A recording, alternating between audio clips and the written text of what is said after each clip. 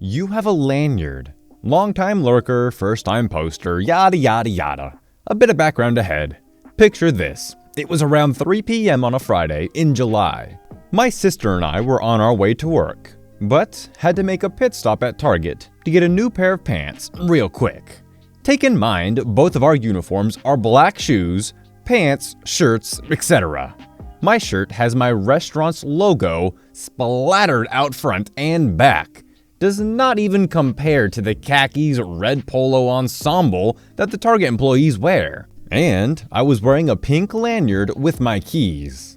My sister went to try the pants on super quick, but there was no dressing room attendant around. She went in anyway because she's an adult and can make decisions.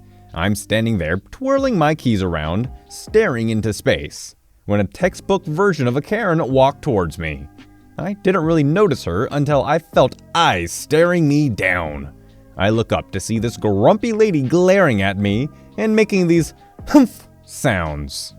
Karen: "Excuse me, I need 3 for the dressing room." Me: "What?" Karen continues to stare at me. Me: "I don't work here." Karen: "But you have a lanyard."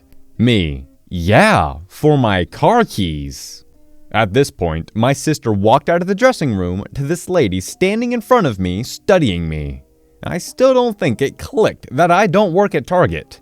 As soon as I see my sister, I walk around the lady and we start heading towards checkout. I looked over as we were about to leave the self-checkout to see Karen talking to a Target employee and pointing a finger at me.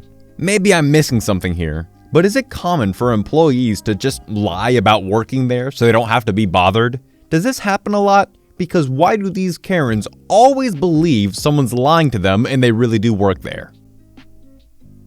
But this is the number on the flyers.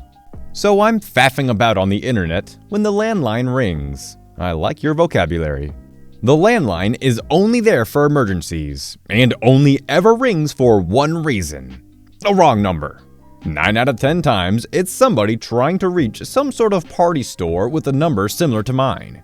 And when I explain that I am not a party store, that's the end of it.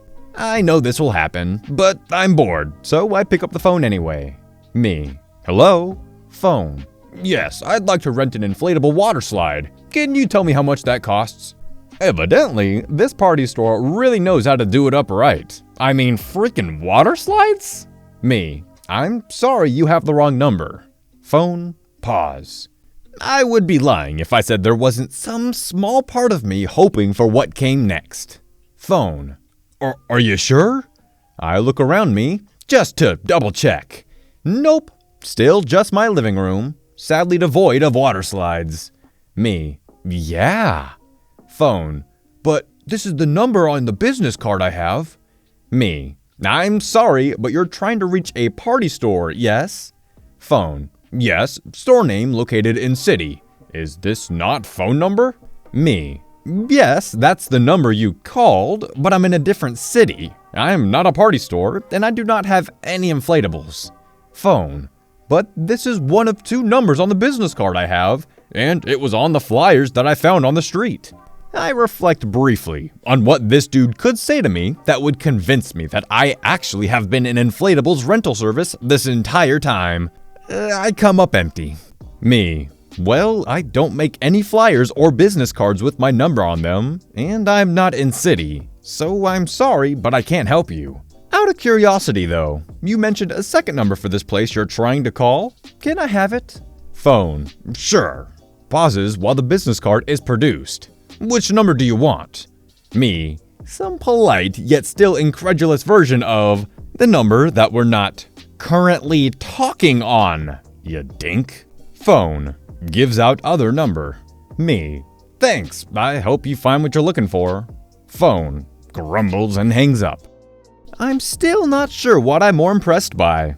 The fact that this guy wanted to argue with me over whether I was a water slide rental, or whether he was prepared to read out the number to the phone line he was currently talking to.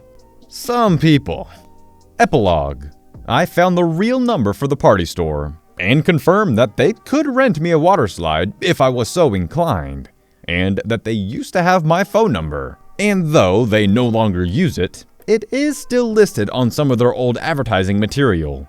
The number that the dude actually gave me over the phone was also wrong. It had 2 numbers transposed from the actual number, and I had to find the rental place on Google to figure out what it was. I imagine the poor dude is still calling random numbers to this day, completely baffled as to why nobody can help him with a water slide. How does OP not realize he has a golden opportunity to mess with everyone by just pretending to be the actual company? Or at least that's what I would do. The toilet is not my problem. This is not that big of a story in comparison to others here, but it was still fun for me a little. I'm on mobile, so things might look weird. This was a few years ago too, so some details might be fuzzy. At the time, I worked as an automation engineering intern at a plastics manufacturing plant. As per our dress code, I had to wear steel-toed boots, jeans, and a long-sleeve blue shirt that is made out of a special material that doesn't make fuzzies. The little balls of fuzz that sometimes come off of shirts. Lint. It also has the company logo in plain view on my chest. This is somewhat important for the story. I needed an oil change in my car, so after work, I went to the local Walmart, which is a vehicle service center. Once I dropped my car off, I had time to spare. So I walked around the store, checked out the electronics, some other things. About half an hour, my car was done, and I decided to go to the bathroom before I leave. When I come out of the bathroom, there was an older lady with a Karen vibe. Now, mind you, even though my shirt was blue, it was not the same color as the shirts worn by Walmart employees. She notices me come out of the bathroom and in a huff walks up to me. Old Karen, in a nasty tone, "I just wanted to let you know that the women's room is absolutely disgusting. There is paper all over the floor and it's just gross in there. Either you or someone else needs to clean it up." And then just stares at me with a nasty glare. I, being really confused, can't figure out why she wants me, a male customer, to go into a woman's bathroom to clean it. I can't go into the woman's bathroom, as it's for women and janitors only. Then it hits me. I'm wearing a blue shirt in Walmart, so she must think I work here. Me, "Ma'am, I don't work here." Old Karen looks a bit closer at my shirt and sees the company logo. I see her eyes get wide and her facial expression change, almost like I saw the light bulb turn on in her head. She looked at me for a split second and then just turned around and walked quickly away from me with not even a sorry. Not a very big ending by any means, but it was kind of funny to me, and I figured I'd share it here. See, this story seems legit because for once a Karen actually has a realistic response to this situation. T-shirt and jeans? It must be a casino employee. So I'm at a casino for a few days, and at this casino, all the employees wear red and black, whether it's a polo, button-up, or a full suit. I'm wearing a gray t-shirt from a family function and black jeans. Around my neck are my player cards, ID, and a necklace for helping with my stress. I was standing near the elevators, and a lady starts to walk into the employee area. Notices after she yanks on the door, it says employees only, and doesn't have a room number. She turns and asks me, "Hey, where's the ground floor rooms?" I'm not sure, but I know there aren't any rooms on this floor, as I haven't seen any. So I gesture to the elevators and say, maybe they're 1 floor up. "Thank you, and where's the pool?"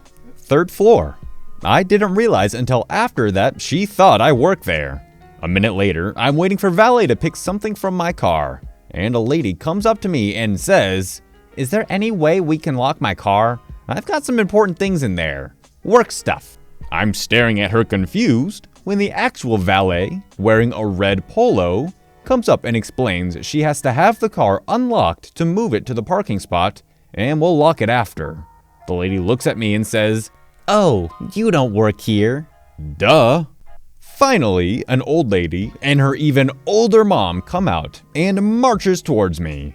It's shift change, so the valets are doing their work, and she has her arm aimed at my face with her keys dangling from her wrinkly fist. She jingles them in my face and says nothing. I'm getting ready my "hey bitch" when a valet comes out and asks her how he can help her. I move her hand out of my face and she glares at me as I walk further away. Wow, you are really ungrateful. She's over here offering you a free car and that's how you respond? You really do need to be a little more appreciative in the future and just take the free car. Alright guys, that's gonna wrap it up for the stories. I hope you enjoyed it, and like usual, if you're new around here and you like what you heard, consider subscribing. And if you really liked it, maybe give it a thumbs up and a share. Anyways, I'll see you in the next one. Peace out.